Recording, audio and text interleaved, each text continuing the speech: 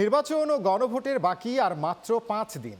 সারা দেশে উৎসবের আমেজে চলছে নির্বাচনী প্রচারণা। নিজেদের ভোট ব্যাংক বাড়াতে প্রার্থীরা জনসভা, সমাবেশ, উঠান বৈঠকে দিচ্ছেন নানান প্রতিশ্রুতি। সারা দেশ থেকে পাঠানো তথ্য, ছবিতে ডেস্ক রিপোর্ট।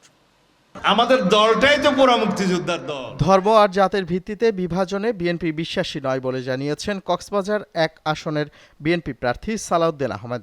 কক্সবাজারের নির্বাচনী গণসংযোগে এসব কথা বলেন তিনি।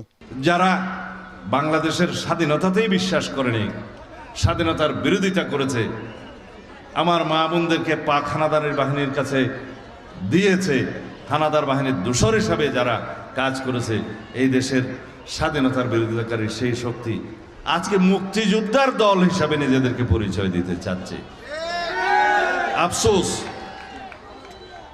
সেই দলের আমির সাহেব বললেন তাদেরও একজন মুক্তিযোদ্ধা আছে, তাদের জুটে একজন মুক্তিযোদ্ধা যোগদান করেছে।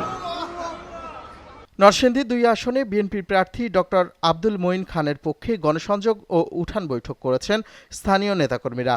এ সময় আব্দুল মঈন খান ধানের শীষের পক্ষে সবাইকে ভোট দেওয়ার আহ্বান জানান।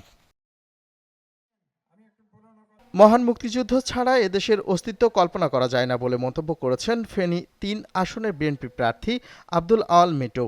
ফেনীর সোনাগাজীতে এসব কথা বলেন তিনি।